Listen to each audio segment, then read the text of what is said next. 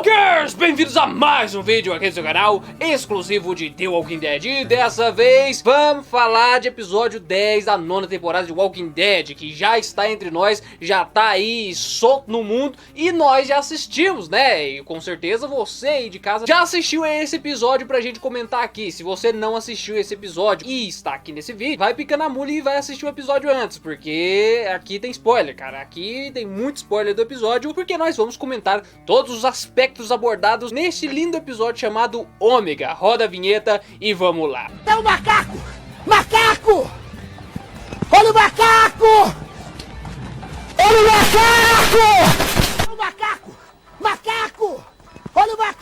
Muito bom, muito bom. A estrutura desse episódio foi muito parecida com a que eu tinha previsto no nosso vídeo análise ali, dos materiais de marketing do episódio, das promos, dos teasers e pics e tudo mais. Foi exatamente a estrutura que eu previ lá naquele vídeo, entretanto foi muito melhor executado do que eu imaginava, cara. Foi muito bacana o episódio, muito profundo, teve muito conteúdo no episódio e o desenvolvimento de personagem desse episódio tá uma belezinha, cara, tá uma belezinha. E vocês vão entender o porquê, cara. Esse episódio ele foi feito com muito carinho, porque ele tem muitas nuances, muita coisa ali, não só verbalizada, mas nas entrelinhas do bagulho, sabe? E é um episódio muito psicológico, né? Não tivemos muita ação nesse episódio, na verdade não teve ação nenhuma, e foi um dos episódios onde eu mais fiquei investido assistindo o episódio inteiro, porque as temáticas me interessaram muito, me interessaram bastante. Eu vou começar com a temática secundária, porque meio que tivemos apenas dois núcleos ali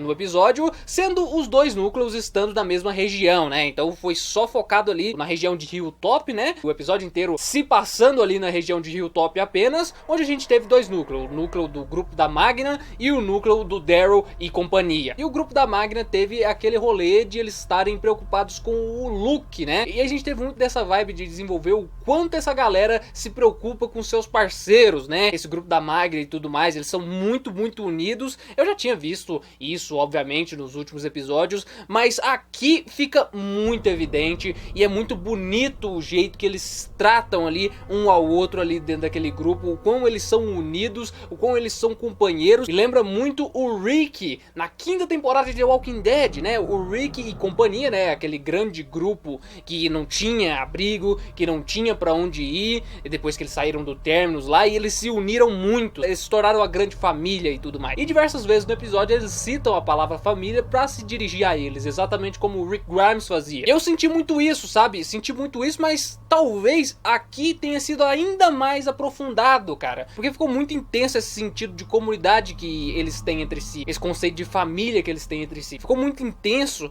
e mexeu muito comigo, sabe? Foi bacana eles também saindo da comunidade pela aquela abertura que a Sasha e a Rosita usaram no episódio 14 da sétima temporada, que eu gostei bastante, de eles revisitarem aquele recurso de novo. E quando eles estão na floresta ali, né, procurando pelo Luke, e eles começam a ficar com medo e notam que o negócio realmente tá perigoso, que é uma má ideia você sair desprotegido aí, um grupo tão pequeno de noite ainda, sem um plano complexo atrás de alguém. Ficou muito massa, sabe? Ficou muito massa, e a atmosfera de terror mais uma vez pegou forte ali naquele momento, porque eu realmente fiquei assustado com a cena, sabe? O negócio tudo escuro, aquela névoa lá no fundo, o zumbi se aproximando e o pessoal ficando afobado de fato, e aquele zumbi que aparece do nada e quase pega a Kelly, realmente pegou eu de surpresa, sabe? Realmente mexeu comigo, e aquele grupo mexe comigo de uma maneira muito estranha, cara, muito estranha, porque eles apareceram há muito pouco tempo, e em muito pouco tempo eu já me importo com eles de uma maneira muito extraordinária, cara. Por exemplo, se de repente morresse a Tara, ou se de repente morresse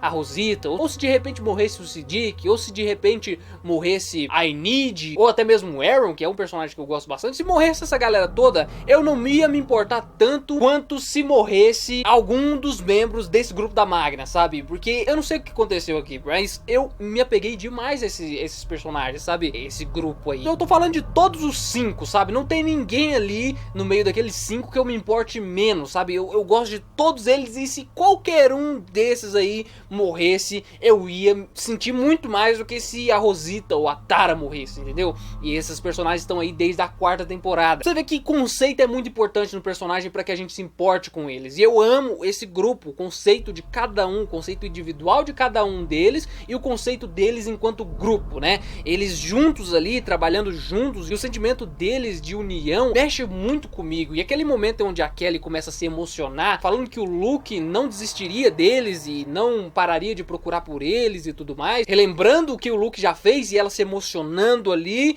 cara, foi muito bonito, cara, foi muito bonito. A Kelly realmente é uma personagem que eu gosto mais a cada episódio. Quanto mais eles desenvolvem ela, mais eu tô gostando dela, porque estão fazendo isso de uma maneira muito bacana, muito conceitual. Os atores estão fazendo um trabalho muito bom, saca? Principalmente ali o ator que faz o Luke, a atriz que faz a Kelly, a atriz que faz a Connie. Esses três aí são os que melhor atuam ali naquele grupo e eu gosto bastante deles, né? Do grupo inteiro, na verdade. Mas teve um momento ali naquele núcleo que eu não gostei tanto assim, que foi o momento em que eles se separam, né? Eles ficaram o episódio inteiro falando de união, falando de que eles não podem se separar e tudo mais, e aí no fim eles acabam se separando, cara. Eu achei meio sem nexo, sabe? Meio sem noção essa decisão. Não me incomodou muito, porque eu já tava gostando muito daquele núcleo, mas eu achei meio sabe?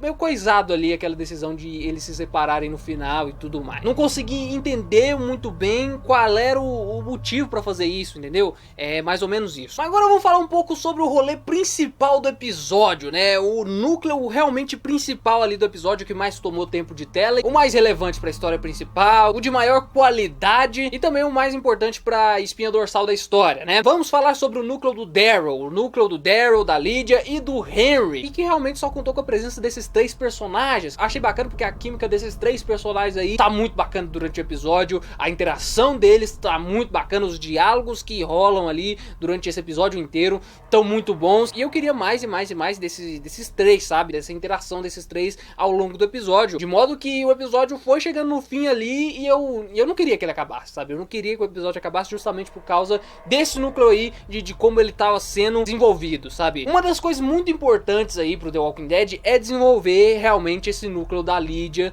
e do Henry, sabe? É muito importante pro arco dos sussurradores, pro arco da Alpha, pro arco da Lydia e do Henry e do Daryl. Era muito importante que eles introduzissem direito essa menina, entendeu? E eles fazem aqui muito bem, muito bem. Faz jus à HQ e talvez seja uma introdução ainda mais rica do que é na HQ. Claro que na HQ a gente tem o Call, né? E o Call ele é insubstituível. Mas aqui foi feito de uma maneira muito mais madura do que é feita na HQ, de uma maneira muito mais profunda do que é na HQ, de uma maneira mais ampla, de uma maneira mais pé no chão e mais emocionante, podemos dizer assim. Porque, cara, a Lydia, ela é uma menina muito mais ferrada na série do que ela era na HQ, cara. Ou pelo menos aqui eles conseguem entregar melhor, sabe? O quão ferrada psicologicamente é essa menina. Nas HQs ela não é nem perto disso, cara. Aqui ela tá realmente em colapso, mano. Ela tá péssima em questão psicológica, cara. Isso é uma temática muito importante, cara. Muito importante, muito real, realista, que rola no nosso mundo real toda hora, todo dia, em várias famílias. E é uma coisa séria, cara. É uma coisa séria. A temática que a trama da Lydia apresenta nesse episódio é muito real. É muito real, muito trágica também. Porque a Lydia tá toda ferrada, assim, com um psicológico tão fudido, assim, por causa da mãe dela, por causa da Alpha, por causa da criação que ela teve. Ela passou muito mais da metade da vida dela no apocalipse zumbi. Ela tinha uns 8, 9 anos quando o apocalipse começou a acontecer, como a gente viu, e ela ainda tava em formação, cara. É uma criança que é totalmente maleável aos pais, aos conceitos que os pais passam e a orientação dos adultos, né, que estão em volta dela. E mesmo tirando aí o conceito do apocalipse zumbi e usando ele apenas como uma metáfora para as coisas da vida, né, as dificuldades da vida, a gente nota que é bem isso que acontece com várias pessoas na vida, cara. Pais irresponsáveis, pais ruins, de fato, moldam os seus filhos de uma maneira errada, de uma maneira muito tóxica, de uma maneira muito predatória, de modo que essas crianças crescem e se tornam muito destrutivas, muito ferradas, sabe? Elas se tornam muito atribuladas da própria mente, porque a Lydia não tá certa das ideias, sabe? E outra coisa, um recurso muito bacana que eles usam aí nesse episódio é os flashbacks, né? Não é só um flashback jogado ali pra contar a história de como foi a origem da Alpha e tudo mais, ou da Lydia. Não, cara, é muito mais que isso, porque tem nuances ali no meio, tem detalhes ali no meio que ajudam ajudam a contar a história além do que tá sendo contado de fato em palavras, ou ali além do que tá óbvio na sua frente, na sua cara. Tem mais coisas ali, entendeu? Visualmente falando. Uma dessas coisas é que, como vocês notaram, a Alpha contou uma mentira pra Lydia, né? A Lydia cresceu acreditando numa mentira. A Lydia cresceu acreditando na história contrária, sabe? A Alpha sempre contou a história contrária pra Lydia, pra que ela acreditasse nas coisas de maneira contrária à realidade, entendeu? Porque veja bem, ali no primeiro flashback, onde a gente tem a introdução do pai da Lydia e da mãe da Lydia, né? A gente vê a Alpha sendo muito protetora, né? Uma mãezona e tudo mais. Eles têm todo aquele negócio de cantar a música e tudo mais, e o cara tá todo em colapso. Aí você começa a notar que esse cara pode ser muito problemático, né? Que pode ser um péssimo pai, né? Uma pessoa muito problemática ali pra esposa e pra filha. No segundo flashback, isso é reforçado mais ainda com ele cortando a barba. Isso é muito importante também. Inclusive na parte que ele pega a tesoura e a Alpha fica realmente com medo de que ele possa fazer alguma coisa e tudo mais. E aí ele corta a barba lá, né? E fala: eu vou cortar a barba porque eu faço o que eu quero. A gente tá morrendo, o mundo tá acabando e eu faço o que eu quero. E eu não preciso ficar com a barba do jeito que você gosta. Isso é muito importante. Essa terminologia que ele usou é muito importante. E aí, conforme no presente o Henry e o Daryl vão acessando a mente dela melhor, é quase como uma terapia esse episódio. Quase como uma terapia. Conforme o Henry vai conversando com ela, conforme o Daryl vai conversando com ela, conforme o Henry apresenta Hilltop pra ela e ela ouve aquela criança chorar, ela quase acerta o Henry com um martelo lá, né? E conforme as coisas vão acontecendo, conforme eles vão acessando a Lydia e ela vai se abrindo de verdade pra esse pessoal, sinceramente, de fato, conforme ela vai passando as resistências, né? Porque num primeiro momento ela tenta atacar o Daryl, ela tenta atacar o Henry, mas não tem coragem. Só que ela vai amolecendo e vai contando as coisas. Conforme ela conta, o flashback vai mudando. O flashback vai mudando porque aos poucos a Alpha vai agindo de uma maneira diferente. E aos poucos o pai da Lydia vai agindo de maneira diferente. As coisas, os papéis vão invertendo. E num primeiro momento eu não entendi direito, sabe? Eu fiquei pensando, não, mas peraí, como é que a Alpha no último flashback tava tão dócil, tava se importando tanto com a Lydia, tava tão calma, tão bondosa, e no outro ela tava matando um cara, velho? Como assim? Como rolou essa mudança aí? E aí no flashback seguinte ela já aparece careca e tudo mais. Eu fiquei sem entender direito, até que no último flashback eu realmente compreendi que aquele flashback não era real, cara. Aquele flashback que a gente começou acompanhando no episódio, o cara sendo destrutivo e sendo um babaca, e a Lydia falando que o cara era um babaca, não era verdade. Era uma mentira que a própria Lydia estava contando pra si mesma, que a Alpha havia contado pra ela e que ela tava contando pra si mesma e pro Daryl, pro Henry também. É uma mentira que ela mesma não acreditava, mas acreditava ao mesmo tempo, de tanto que essa história foi contada, sabe? Uma mentira contada diversas vezes se torna realidade, principalmente por criança que está com a mente em formação. E aí, conforme esses flashbacks vão avançando, a gente vai notando, cara, a cena do pai da Lydia cortando a barba, na verdade não era isso. Era a Alpha cortando o cabelo, cara. Era isso, entendeu? Era o papel inverso das coisas. E conforme a Lydia vai cedendo, as coisas vão mudando, né? O flashback vai mudando de forma. E eles vão invertendo os papéis ali. Tanto que eles não chegam a aparecer juntos ali, sem barba e sem cabelo, entende? Quando a Alpha aparece careca, o pai da Lydia aparece de barba de novo, sabe? Do nada ele aparece de barba. Eu fiquei sem entender, porque tipo, como assim, cara? Isso não passou muito tempo pra barba dele ter crescido de novo. A barba dele tá grande de novo, por quê? E aí, depois que eu entendi que isso aí era a cabeça da Lydia, a bagunça que é a cabeça da Lydia, e as coisas se moldando ali, e as coisas mudando de figura e de lado, e isso foi a trama mais foda do episódio, cara. Uma das temáticas mais legais que The Walking Dead já tocou, e de uma maneira muito madura, de uma maneira muito bem feita, bem executada, da melhor maneira possível, eu diria, cara. Ficou muito mais rica a trama da Alpha e da Lydia ali, por causa deles terem usado esse recurso e de eles realmente terem trazido mais essa vibe ferrada pra Lydia mesmo. E eu fiquei com muita dó, cara, fiquei com muita dó da Lydia, e eu fico com muita dó desse tipo de história, sabe? Porque existe isso na vida real, cara, isso é muito real. E se você trocar a ameaça dos zumbis, a ameaça do apocalipse zumbi pros problemas da vida, você vai se relacionar com muitas histórias reais que você provavelmente conheça, ou até com a sua própria história real. porque isso acontece a toda hora com várias pessoas ao redor do mundo, cara. Crianças que cresceram tendo uma péssima criação, com péssimos pais e se tornam péssimas pessoas ou pessoas muito fodidas da cabeça, entendeu? Acontece direto, principalmente aqui no Brasil, entendeu? Acontece muito, e é muito triste, cara, é muito triste, muito real, e foi feito com muita responsabilidade, com muito tato, sabe, com muito carinho. E também tem várias nuances bacanas, como por exemplo o momento em que o Henry cita a Carol, né, que a Carol contou pro Ezequiel que ela deixava o cabelo curto justamente porque o Ed, né, o marido da Carol, gostava de puxar os cabelos dela e jogar ela na parede e tudo mais, e aí ele contou isso, e é por isso que a Carol agora tá com o cabelo longo, né, agora ela tá mais segura, agora ela não tem mais medo e tudo mais, e achei bacana, né, explicou um pouco mais do background da Carol e tudo mais, achei muito bem sacada a jogada. E outra coisa, ainda falando sobre esse negócio aí de pais problemáticos e tudo mais, tem um momento, cara, que o Daryl fala uma coisa muito sábia. Provavelmente é a frase mais sábia que o Daryl já falou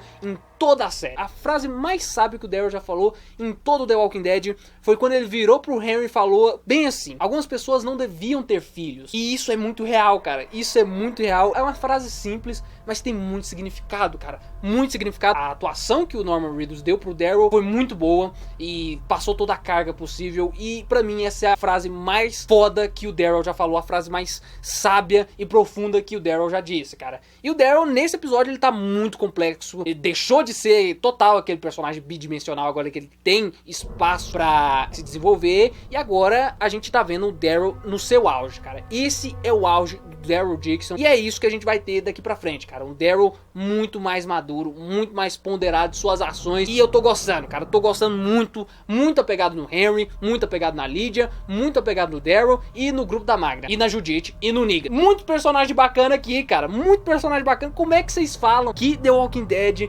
não tem mais personagem agora que tanta gente morreu, se tanto personagem foda tá se erguendo aí e se tornando foda, cara? Eles estão criando ali um elenco muito foda, exatamente como eu disse naquele vídeo onde muitos de vocês falaram que eu tava pirando, onde eu disse bem assim, que The Walking Dead iria se tornar uma série melhor depois que o Rick saísse, que a saída do Rick seria necessária para que outros personagens pudessem se desenvolver e se tornassem personagens de conteúdo, de profundidade, como era o Rick Grimes. É exatamente que isso tá acontecendo poucos episódios depois que o Rick saiu. Eu tô gostando demais do rumo que tá tomando as coisas, gostei demais desse episódio, muito bom mesmo, e muito carinhoso o episódio, muito carinhoso o episódio. Outra coisa, uma última coisa que eu tenho que falar antes de a gente terminar esse vídeo, é sobre o Henry, cara. Ele continua sendo aquele menino que toma decisões erradas, toma decisões equivocadas, que é inocente e que faz burrice, só que agora eu consigo entender um pouco mais, sabe? Eu consigo entender um pouco mais sobre o lado dele das coisas, sabe? Ele é muito bondoso, ele acredita muito no bem das pessoas, ele é muito sonhador, ele acredita muito nas pessoas e no bem, sabe? E por causa disso ele é muito burro, ele toma muitas decisões erradas. Nesse episódio rolou mais de uma vez, de ele libertando a Lydia quase deu-lhe uma martelada na cara. Isso é muito perigoso. E isso é uma decisão muito errada dele. Só que eu entendi, sabe? Eu entendi. O menino, ele é puro, cara. Ele é um menino bom. Ele é bom demais. Me relacionei muito com o Carl, sabe? O Carl também fez uma decisão merda e morreu por causa dessa decisão merda. Me relacionei muito com ele, sabe? Por causa disso. Porque são pessoas boas, cara. Pessoas boas que são tão boas que acabam sendo manipuladas, igual ele tava sendo manipulado pela Lydia. E pelo resto do pessoal, né? Que enquanto ele conversava com a Lydia e acessava a Lydia, o pessoal ficou só ouvindo ali, né? Pela janela do porão e tudo mais, aproveitando que ele conseguia com a bondade dele acessar muito melhor a Lydia do que o Daryl com a brutalidade e tudo mais, né? Ele até passa uns ensinamentos bacanas pro Daryl, assim como o Daryl passa uns ensinamentos bacanas pro Henry. Eu achei muito bacana a relação desses três sendo criada, sabe? O Daryl conversou muito com a Lydia e tudo mais, a Lydia conversou muito com o Daryl e com o Henry, um vínculo tá criando aí, e eu vejo muito futuro, cara. Eu vejo muito futuro aí pra esses três e pra série, sabe? Por esse elenco aí. Eu não quero que ninguém morra, cara. Realmente a gente tá voltando ali naqueles momentos de segunda temporada. Talvez eu esteja exagerando. Não exatamente naquele momento perfeito da segunda temporada, onde a gente se importava com todo mundo e não queria que ninguém morresse. acontece. Mas é algo muito parecido com isso, sabe? Tem muito personagem bacana, que se morrer a gente vai sentir e tudo mais. E eu tô sentindo isso, sabe? Eu tô sentindo isso e tô gostando de sentir isso. Tô gostando do rumo que tá tomando a história. E acho muito bom, cara. Acho muito bom. O que você achou desse episódio? O que você achou de todo o rolê que aconteceu aqui? O que você achou do Henry começando a chorar pela Lydia? O que você achou das decisões idiotas dele? O que você achou do Daryl isentão? O Daryl profundo e cheio de frases bacanas? O que você achou da história da Lydia extremamente real e tocante? O que você achou da relação do grupo da Magna, né? Daquela galera da Magna, aquela relação de família deles, extremamente parecido com a do Rick Grimes e seu grupo lá na 5ª temporada. O que você achou disso tudo, cara? O que você acha agora que vai vir daqui pra frente? Comente tudo aqui embaixo e deixa o seu like aí no vídeo, caso você tenha gostado do rolê. Se inscreva no canal, caso esse seja o primeiro vídeo que você esteja assistindo aqui também. E também ative o sininho das notificações pra você receber os vídeos, que tem essa também. Obrigado por ter assistido até aqui, pessoal. Muito obrigado mesmo por ter acompanhado o vídeo até aqui. Obrigado por todo o carinho, por toda a audiência. Se inscreva no canal, fique de olho para próximos vídeos sobre os próximos episódios, né? Vamos continuar cobrindo The Walking Dead aqui, que eu tô gostando bastante. E é daqui pra melhor, cara, é daqui pra melhor. A Alpha apareceu ali no final, né? Já ia me esquecendo de falar sobre essa cena final, que é um puta gancho bacana. A Alpha chegando lá toda suja, parecendo um bicho mesmo, e realmente tá botando medo, velho. Realmente tá botando medo. Ela tá mais medonha sem a máscara do que com a máscara, cara. Eu achei medonho, mano, medonho. Muito foda, muito promissor. Mas eu já tô enrolando demais aqui, já falei demais. Até mais e falou!